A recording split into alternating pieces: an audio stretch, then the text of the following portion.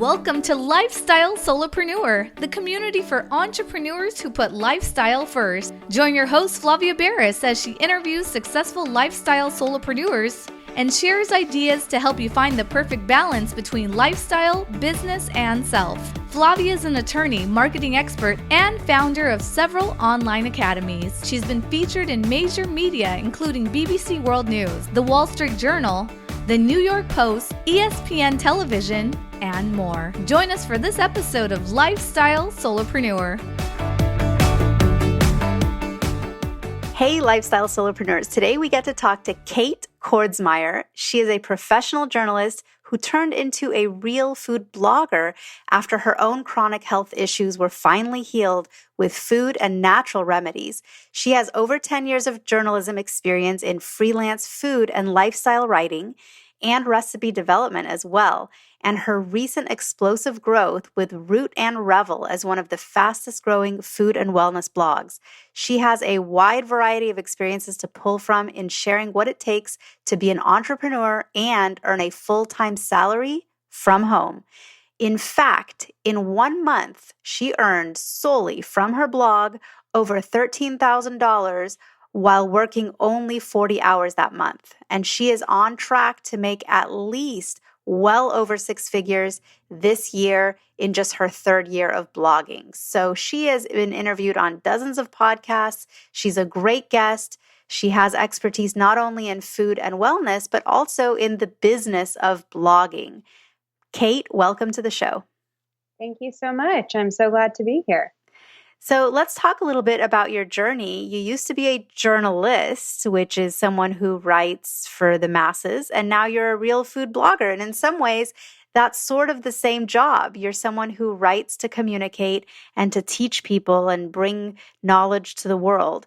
How was that transition for you? And do you see what are the main differences between those two worlds?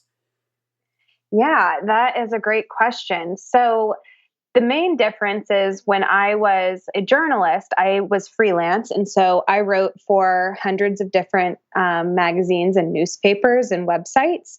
So I was writing for somebody else. You know, I had editors that would assign me stories and I would turn it into them. And that's kind of where my job was done. They might edit it. They might kill the story. You know, anything could happen. It was sort of out of my hands after that. But I was paid by the publications to write. And so there was, even though I was freelance, there was still a lot of being a control freak. There was a lot of things that were out of my control. You know, I didn't always get to pick the stories. I didn't always get to pick the overall message in the story, or I always had to convince people that we should tell a story and that kind of thing. And now as a blogger, it's my site. I have complete control over everything. So everything from, coming up with ideas and what we want to say to exactly how the post is going to look and, all of that. And of course, nobody's paying me up front like when I was a journalist, and there's no guarantee. I'm kind of earning money through other income streams, a lot of which are not guaranteed. And so that might be things like ads and sponsored content or affiliate marketing and that kind of thing that kind of fluctuates each month based on traffic and engagement and that kind of thing. So yeah, break it down for us. How do bloggers earn a living as a blogger? Because, it's 20 years ago, it's a profession that actually probably didn't exist. I mean, it may have in different ways. People could have been syndicated columnists in a newspaper, Dear Abby, right? So people have always been able to make an income from being a writer, but this whole blogging world is new and it's specific to the internet. Yeah, absolutely. And there's really no one way to do it. I'm friends with a lot of other successful bloggers and nobody does it the same way. There's a lot of different methods. Some people choose to kind of do all of them. Some pick just one or maybe a couple. For me, the 3 main sources of income have been affiliate marketing, sponsored content, and advertising. I am dipping my toe into the product and course world, I guess, where I am creating my own products and selling them. So I have done that before with some small ebooks, but nothing quite as substantial as like a full course. I also make some money each month, not a ton, but from coaching clients, whether that's so Root Revel is a food and wellness blog. So I coach some people in nutrition and food and wellness and health and that kind of thing. And then I also coach one-on-one people that are looking to either start a freelance writing career or a blog, and are looking for some direction and help. And so those are some ways, but there's really unlimited. There's always some new strategy, something to try. And so a lot of it's just trial and error and figuring out what works best for you. So let's talk about mompreneurship for just a moment, because I know that you are actually going to have your first kid coming up soon, right? Yeah, September. And is boy or girl, do you know, or are you going to be surprised? Boy. Okay. So boys coming up. And so you probably are thinking about your business a little differently than you were when, before this was on the horizon, right? Because you have some planning to do. And, we were chatting before that there's no boss to ask for maternity leave from. You are your own boss. There's no coworker to ask to cover for you because, while you're in the hospital, since there's no coworker sitting next to you who knows your job inside out the way you do. So what's some of that planning like for you? Yeah, it's been really tough. I've been self-employed for about a decade now. So in some ways, I'm like kind of mad at myself that I didn't plan better for this.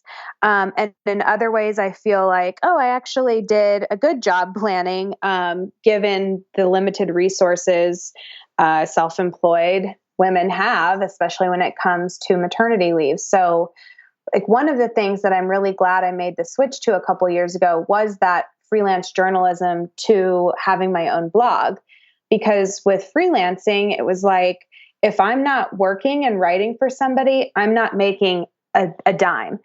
And with blogging, a lot of the money I make is from posts that have already been published. It can take a while for new blog posts and content to kind of take off and on social media and with Google SEO and that kind of thing. So I'm earning a lot of my income from work that's already been done. So while I probably will take a hit financially if I take time off for maternity leave, hopefully it won't be so much because I sort of have this passive income stream now where even if I'm not publishing something new, I can still be earning ad income and affiliate income and that kind of thing from previous content.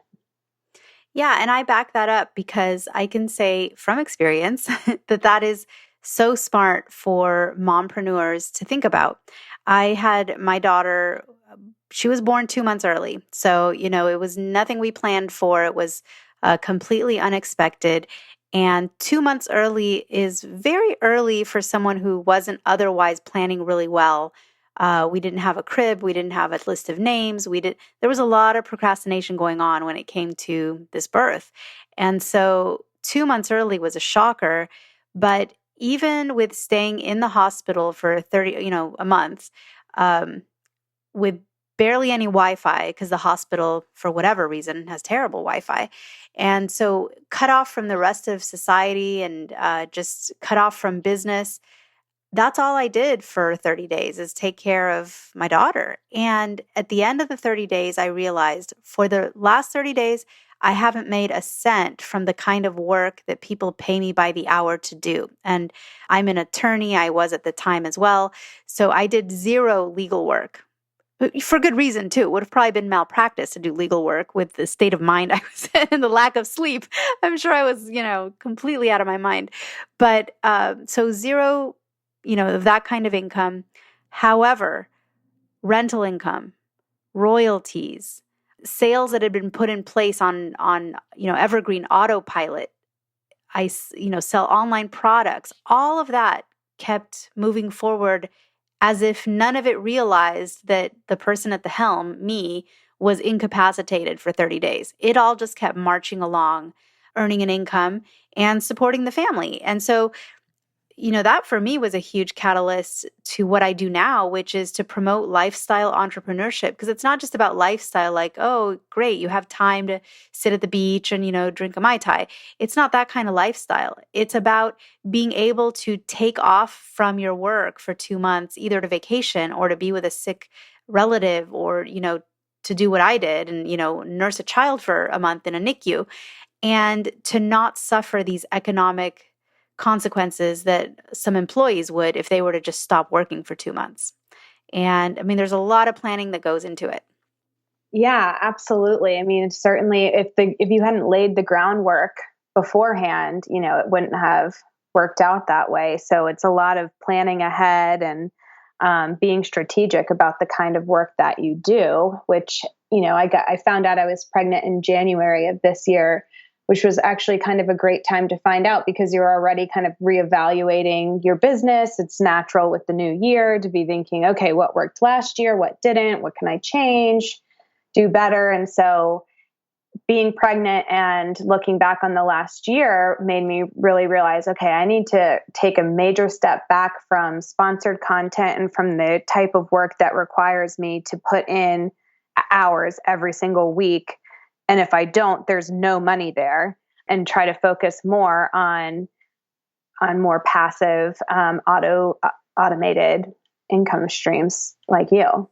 Yeah, no, it's great. And anyone listening, really ask yourself, what more could you do and put into practice in the next month that would help you in the event that you ever wanted to take a few weeks off of work and have passive income to replace some of that lost wage income? So think about it. And we always, all of us, me too. I mean, I've been thinking about this for years and I still think about it today. And I make changes every year and every month to, towards greater passive income. And I'm not someone who's purely passive at all. I still practice law. I still have a real estate broker's license. I have agents who sell homes and I supervise their work. I mean, there's a lot of day to day still, and I don't want to ever give that up completely, but it's just such a nice feeling to know that I'm covered if I ever need to walk away or step away for a brief time. Right. Yeah, exactly. I'm the same. I still do, like I said, coaching and sponsored content and that kind of thing. So it's not like I went from 100 to 0, but I did try to get a better balance in. And so, yeah, hopefully still haven't quite decided how long I'm going to be able to take off, but I think I should be pretty set to have at least a month, if not 2, where I don't really have to do anything new, but that I'll still be making, hopefully several $1,000s a month, which never would have been the case if I was still freelancing. It just would have been like, all right, well, I can take off as long as I want, but I'll make $0 for that entire time. Right. No, it's such a huge shift for you. Congratulations on everything you've accomplished and what you've built, because it's not easy to build it. And there's folks out there that want to build this. There are people that want to be bloggers. And this is their, what you have achieved is their big goal. So what would you tell someone like that starting out? What were some of the big mistakes that you either avoided or you made and you want to make sure other folks avoid as well? Yeah. Well, thank you. That's very kind of you to say. It's funny how it never feels like that when it's you. But it has been a ton of work, way more than I ever expected.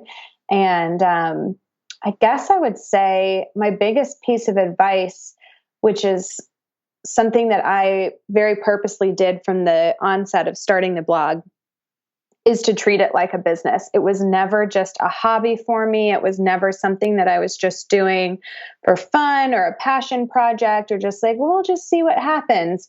I mean, there was a little aspect of like, well, we're going to have to see what happens and see if this is really going to work. But I 100% approached it as a business decision and I treated it as such. So I invested a lot of my own money into the business, even though it's a blog and technically anyone can start a blog for, probably $20 a year or something like that. But it's really hard to grow and to grow quickly without putting some more money behind your brand. And So that's really been the main thing that I feel like I would attribute any success I've had to, is just really treating it like a business, investing in the business both with time and money, and realizing that I can't do it all myself. And so either I'm going to have to let some things go, I can't be everywhere at once, or I'm going to have to hire out help.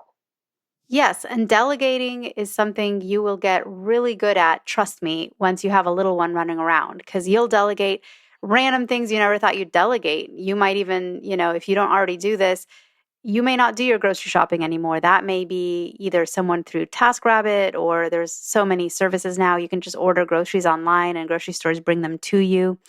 You will delegate laundry. Someone will either come and do laundry at your house, or you'll just do, someone will come and pick it up and take it off site, bring it back to you all clean. Trust me, as a mompreneur, when you get to that level, you'll realize there's a lot of things you do that become a waste of time. Even if it was fun before, like therapeutic to like fold laundry, you won't do it anymore. Well, I definitely believe that, because already I outsource a lot of those kinds of tasks as well. I think it was in the book, The 4 Hour Work Week, that Tim Ferriss, he talks a lot about kind of what you said, that those tasks are a waste of time when you consider, like, okay, I can either, do the grocery shopping or laundry myself, or I can pay somebody, even 20 bucks an hour to do it for me, because I'm earning, hopefully several $100s an hour with whatever your career choice is. And so it's like, just do simple math, basically, that it's not worth your time to do a task like that when you're trying to really prioritize what's important. Right. I mean, you have to, a lot of times it's hard to know what's an investment versus an expense, right? So something feels like an expense, but then you realize, oh, wait, that was actually an investment and it paid off.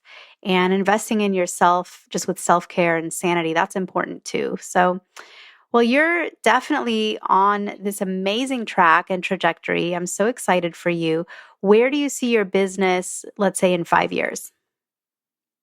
Oh man, gosh, sometimes it's kind of weird to think that far in advance. I think especially having an online business, things just change so quickly. I don't know, for all we know, social media could be gone tomorrow, or it could get even more invasive and annoying than it already is.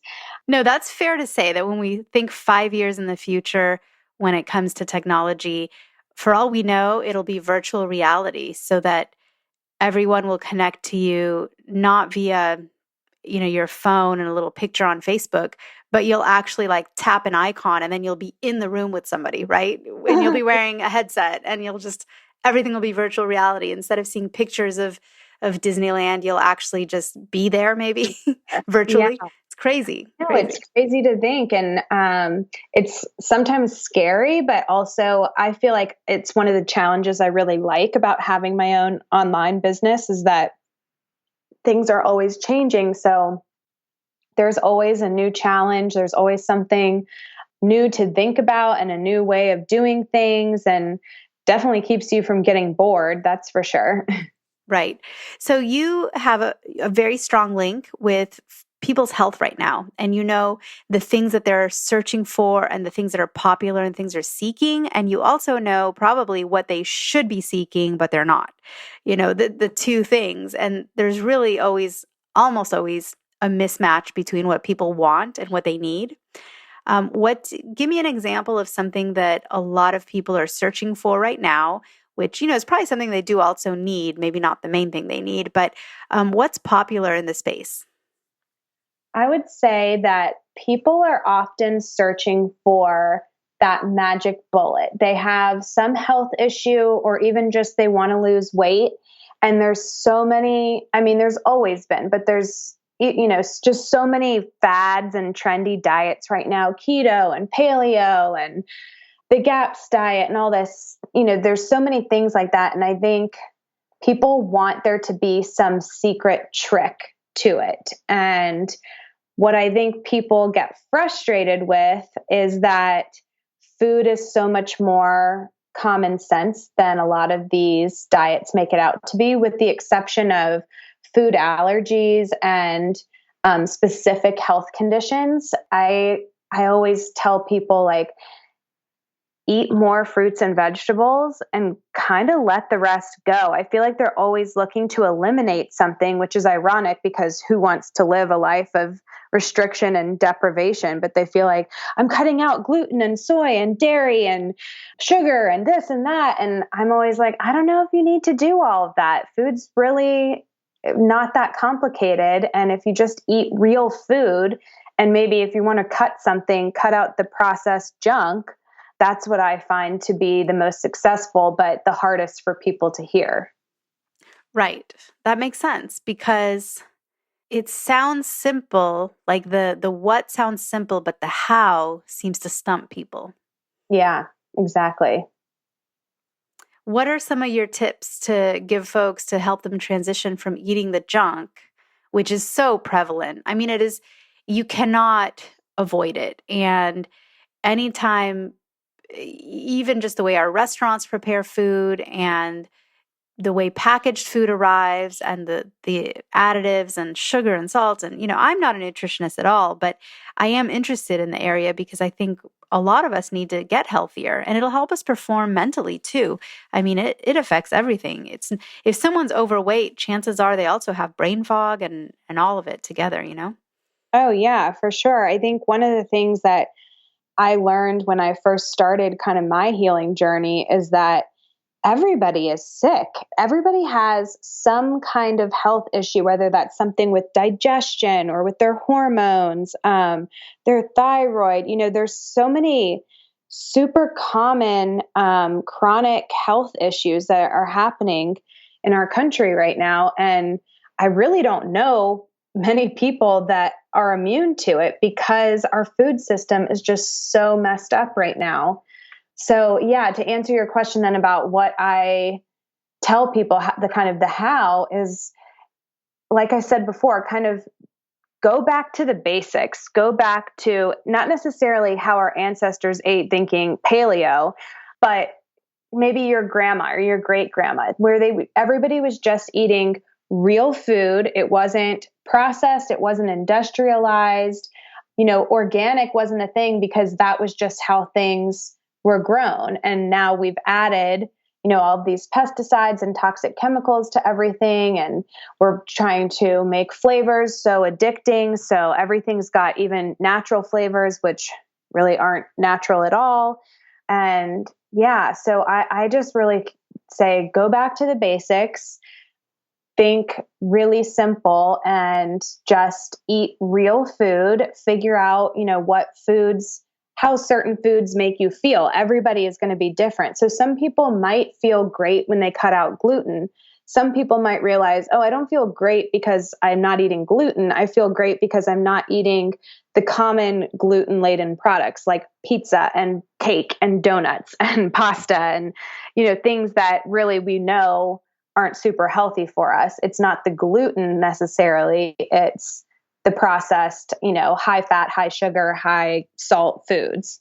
Right. No, it makes sense. Yeah. Someone might think they have a gluten intolerance, but if they just eat some actual wheat, it doesn't affect them at all. It's just all these, pizza, pizza with all the rest of it. It's tough. So what is your website, your blog address? I know it's Root and Revel, but let's spell that out for the audience so that they can visit and learn even more about some of these theories and health and wellness and some things that they can do.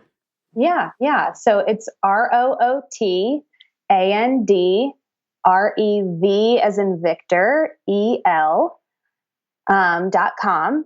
And yeah, depending on, where you are in your journey and what you're interested in, there's a great start here page for anybody that's interested more in the health and food side of things. It'll kind of give you a background of my story and sort of the key posts and just kind of the order of like the blog is kind of meant to be read like this. It's not like a lot of other food blogs that are just chronologically ordered recipes. We do have a ton of recipes, but we also do a lot of health content, and we look at just simplifying our lives in general. And a lot of that means natural living. So whether that's stuff like getting rid of artificial fragrance in your home, or using green, cruelty-free beauty products and that kind of thing. We sort of cover the gamut of what natural living means. But if you're somebody that's more interested in the business side of things and blogging and entrepreneurship, we have a tab also called For Bloggers. And if you check that out, then you can see we do monthly income reports where we break down not only, how much we earned and where that money came from, but what we learned that month, what worked and what didn't, and what we can do better the next month and that kind of thing. And then we also have a lot of posts for bloggers that are just more topical, like how to work with brands and get paid with sponsored content, or how to make money with affiliate marketing and that kind of thing. That's great. rootandrevel.com. Definitely check that out. Now let's switch gears a little bit and talk about what you do to stay a non-workaholic, because you're not only planning to take a maternity leave, but in general, you don't allow yourself to work crazy 90-hour weeks, which is what a lot of entrepreneurs end up doing, and you've avoided that. So what are some tips that you have so that other people can also keep that lifestyle balance in check?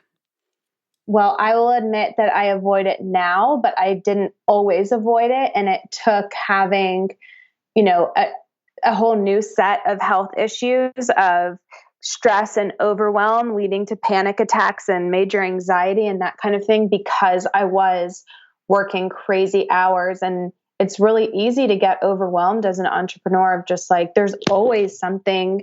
It's easy to get overwhelmed as an entrepreneur that there's always something to be done.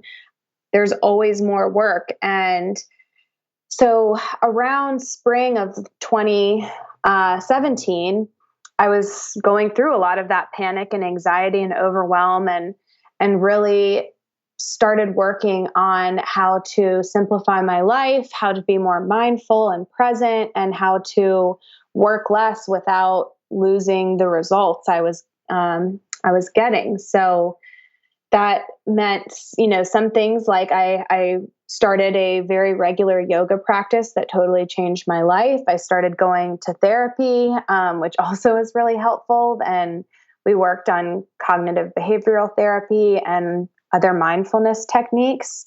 And then also reading a lot of books, like I mentioned, the 4-Hour Work Week, which I don't strive to work only 4 hours a week. I do think that's kind of crazy. But well, and Tim Ferriss doesn't either, to be clear.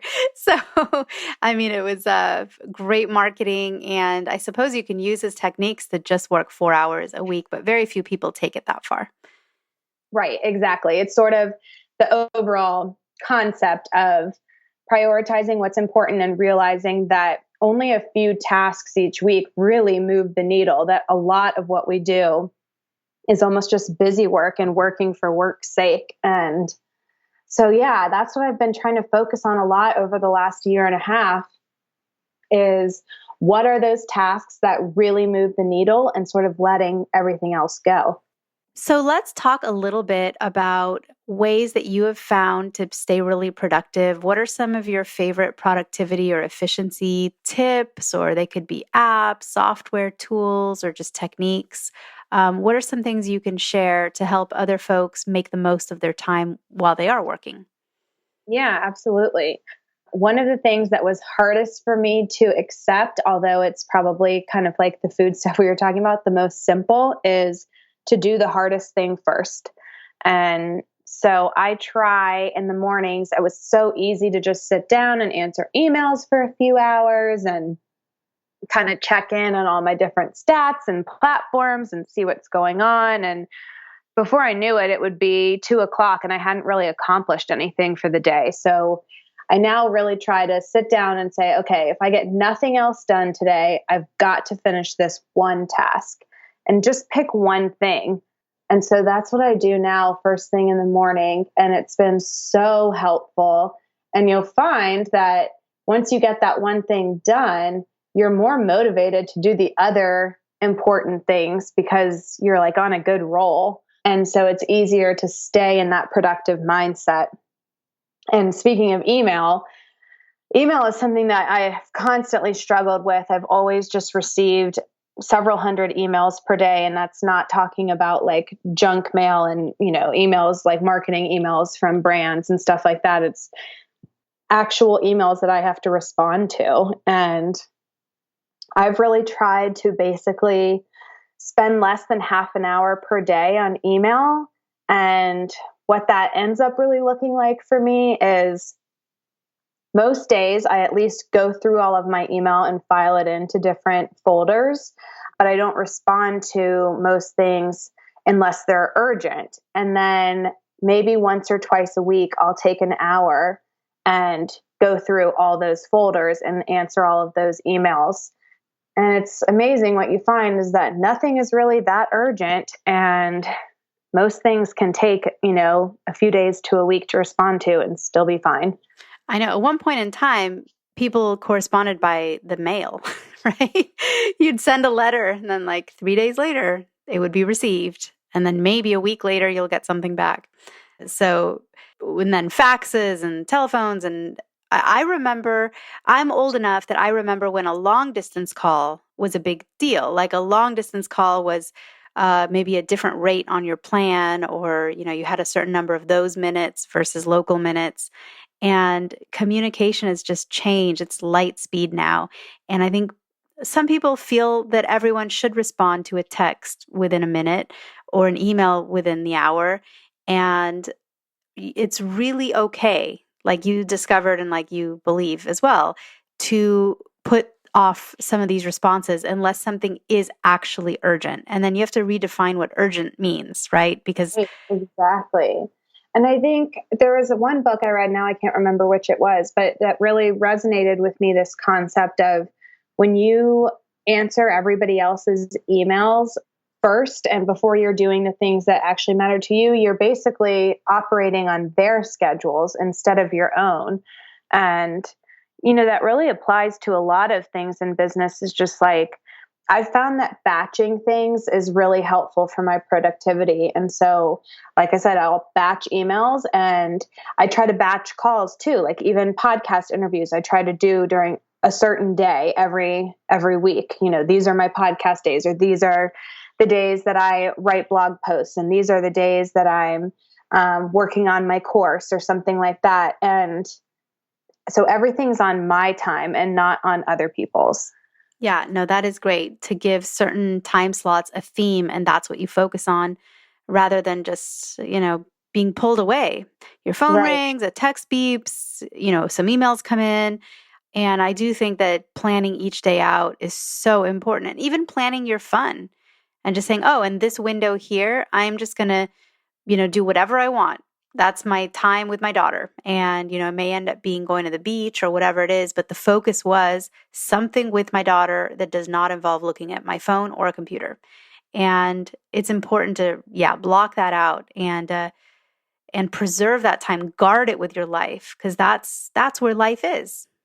Yeah, totally. And when you make time for those things, I find that I'm way more productive and enjoy working so much more because I'm coming to my work with, a fresh mind, and I'm not overworked and stressed, and it's so much easier to just focus, and, it just, everything's better. I feel like when you make time for fun and play and time for self-care, like you said before, and just not everything is work. And there will always be more to do. It's not like, oh, if I work until midnight, I'll be finished. It's like, no, then you'll wake up the next day and do it all over again. Right. So true. So you're going to start teaching, and tell us a little bit about what you'll be teaching, who it's for, and how folks can learn more about it. Yeah. So currently I do offer one-on-one coaching, like I mentioned, both for food and wellness and for blogging, business, entrepreneurship, that kind of thing. So that's sort of a form of teaching, but that's a one-on-one service that I offer.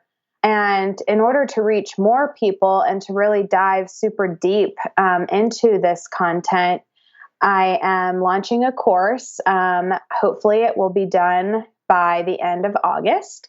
And it is all about how to monetize a blog and, make a living blogging, and something I never really thought was possible, but it absolutely is. And obviously I'm living proof. And so that's what I'm working on right now. And I'm hoping that I'll be able to help, hundreds of people with something like this, because it is sort of that passive income. I take the time to create the course up front, but then I can sell to a million people if I wanted to, or if people were interested, versus the coaching is just like trading time for dollars. Well, I definitely know that there are a million or more, multiple million people that want to learn how to blog for a living, because it is, I know personally, I've met people who said, you know what, I would love to be a blogger on X topic. And it's something that they either have an expertise in, or maybe just something they want to have an expertise in. And having a blog will sort of force that education and get them involved in that community. And so I do think you have a potential audience of millions and millions. So that is fantastic. How does someone sign up for the interest list, or just get on your mailing list in general, so that they would be involved when that does launch? Yeah. So there's a few different ways. One is like any blog content or blog related content we have on the blog. So I mentioned, the income reports or affiliate marketing guides and that kind of thing. They all have free content upgrades. And so you can sign up and get like my 10-step affiliate marketing plan. And once you do that, you'll automatically be added to my business list, where I will keep you updated on the status of the course and when it comes out. And sometimes I'm asking my list questions, like, what are your questions about affiliate marketing? I want to make sure that I answer them and that kind of thing. So that's a great way to sign up. You can also just sign up for my regular email list, which is available at several different places on my website. And eventually you'll be tagged as interested in business if you click some of the business related content. So that's another way. And if that doesn't work or it's too complicated, just shoot me an email, or, reach out on social media or something, and I will add you to the list myself and keep you posted. Well, Kate, it's been such a pleasure chatting with you. It's been instructive, and I think we've come up with just really good ideas for everyone to think more about, including ourselves. Like, these are all things we just constantly have to work on and improve our businesses, improve our balance, and just move forward. So thank you, Kate, for being on the show. Thanks so much for having me. It was really fun. Hey everyone, thank you so much for joining us, and I hope you enjoyed the show. Don't forget to subscribe to this podcast, and if you leave a review on iTunes, I promise I will read every single review. If you know someone who makes a full-time living from part-time work, and maybe this is you, please visit lifestylesolopreneur.com to nominate a guest or to nominate yourself. Because remember this, money doesn't buy happiness. But money in the hands of a happy person, there is no greater tool. Today's episode was brought to you by the Get Shift Done program. It's a lifestyle-changing online class to help you define your business and lifestyle ambitions, and to set goals in a way you've never experienced before. This class will 10x your daily productivity with methods that will blow your mind. And if you use a coupon code podcast, the class tuition is 99% off. Visit GetShiftDone.com to enroll today.